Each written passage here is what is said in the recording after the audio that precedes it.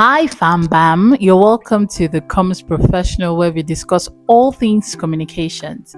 My name is Fumi Shodigwe. I'm a communication specialist and an academic who lectures mass communication in a private university. Last week, we looked at brand influencing and how you can apply brand influencing for a successful brand strategy and communications. Today, we're looking at brand personality, and we're going to be uncovering what brand personality means, the 5 different personalities that a brand can have, and how you can build a brand personality. Stick around, I'll be uncovering all of these shortly. Research has shown that as humans, we gravitate towards people who share similar values and personality like us. And as it is with human interaction, so it is with brands. Brands who take up human personalities that are similar to ours are the brands that would most likely get our attention and patronage. And this is why brands these days are building a personality around themselves. All right, so what is a brand personality, or what does brand personality mean? Well, this means that we are attributing human-like characteristics to a brand. Okay, it's attributing human-like characteristics to a brand. So this basically talks about how, when you look at someone, you're able to perceive, oh, this person has this personality, this person is outgoing, this person is, cheerful, this person is this and that. That's the same thing. That's the same way you can also perceive how a brand's personality is when you look at how they communicate. Now, one thing to take note of before I go on is that brand personality is a very intentional process. Brands that understand this use it to their own advantage. So brand personality is very, very intentional. Now, let's look at the 5 different characteristics of brand personality. According to Aaker, Jennifer Aaker, 1997, there are 5 characteristics that brands, or 5 personalities that brands can have. Number 1, sincerity. And number 2 is excitement. Number 3 is competence. Number 4 is sophistication. And number 5 is ruggedness. Under these 5 key brand personalities, we also have traits or, attributes. So under these 5 different brand personalities, there are various traits. Now, under sincerity, we have down to earth, and forgive me if my eyes are wandering this way, it's because I'm looking at my laptop. Now, under sincerity, we have down to earth.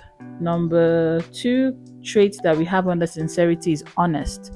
Number 3 is wholesome, and number 4 is cheerful.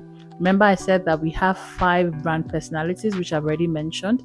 And I said that under these 5 key brand personalities, we have 15 traits. I've mentioned 4 under sincerity. Number 2, the second brand personality that I mentioned, is excitement. And we have 4 brand traits under them. And we have daring, spirited, imaginative, and up to date. And under competence, which is the third brand personality, we have reliable, intelligent, successful. Under the 4th brand personality, which is sophistication, is upper class and charming. And under the 5th brand personality, which is ruggedness, is outdoorsy and tough. You can read more on brand personality to be able to decipher this for yourself. But let's move on. Why is brand personality important? Why is it important for brands to take up a personality? Number 1 thing is brand differentiation. It helps your brand to stand out among the crowd. The second reason why brand personality is important is also customer preference and loyalty. So if you want people or your consumers to always choose you and to always prefer your brand over the others, brand personality is your guy. All right, let's now consider how to build a brand personality. The first way to building a brand personality is understanding your audience. Who are the people that shop from you? Okay, who are the people that are very likely to purchase from your brand? The moment you understand that, you're able to, speak their language. Okay, so you know that, most of the people that buy from me are students, most of the people that shop from this brand are young people between the ages of so and so, or most of the people that buy from this brand are female. The moment you be able to understand your audience, it will help you to build a brand personality. So now that you understand your audience, the second way to build a brand personality is to identify the different traits that your audience have. Okay, what is their brand personality? The moment you understand their brand personality, you can now choose how you want to, what trait or what brand personality trait you want to project. So you just want to choose a brand personality that aligns with your brand values and also aligns with your consumer's personality. The moment you do that, you hit the jackpot. Okay, now we've mentioned two ways to build brand personality. The third way is consistency. The moment you've chosen a brand personality, you have to ensure that you're consistently communicating and projecting that brand personality across all your touch points. Okay, so either it's your social media, your adverts, all your brand communication touch points. Make sure that you are projecting this brand personality. Take for instance Coca-Cola. They keep projecting cheerfulness everywhere. When you think of Coke, you think of enjoyment, you think of cheerful moment. I mean, they say Coca-Cola happiness or something. They use the happiness tagline a lot with Coca-Cola. So cheerfulness is what I can perceive the brand personality of Coca-Cola to be. So you also, after you have, but looking at how to build a brand personality, after you've understood your audience, after you have aligned, you've looked at your brand values and you've been able to select a brand personality, the third thing is you want to ensure that you're consistent across all your communication touch points. The fourth thing in building a brand personality that you must take note of is you have to be flexible and you have to be ready to evolve. Just the way we as humans, we consistently evolve over time, a brand's personality should evolve, can evolve. Okay, so these are the four ways you can build a brand personality. Let's now look at some brands and let's discuss what we can perceive their brand personality to be. I have about 6 brands here that I'm taking note of their brand personality. If you agree with me, put it in the comment section. And if you don't, if you think that their brand personality is different, I'd like to hear from you also in the comment section. Now, when I think of Apple, the brand personality I believe the brand managers are projecting is sophistication, okay, upper class. And if they're not projecting sophistication, I see them projecting exciting, okay, it's excitement, which is another brand personality. And on that excitement, I see them projecting cheerful, imaginative. That's what I see them projecting. The brand is very imaginative. They're always reinventing themselves. And so that's how I perceive Apple. Let's look at the second brand. It's Land Rover. When I think of Land Rover, I don't compare it with every other vehicle like the Ferrari and the Toyota. Okay. For me, Toyota is an utility vehicle, but that's not the conversation. You see a Land Rover for me is it projects the brand personality of ruggedness, and you can see it across all the touch points for Land Rover in its communication. They keep projecting ruggedness. Okay, so I see a vehicle that is tough. I see a brand that is projecting that it is tough. Now, the third brand that I'm dissecting its brand personality is Rolls-Royce, and this one you cannot even but agree with me. Rolls-Royce is definitely sophistication. That is Rolls-Royce brand's personality, and it is giving upper class. Okay, that's the brand personality trait that I perceive of Rolls-Royce.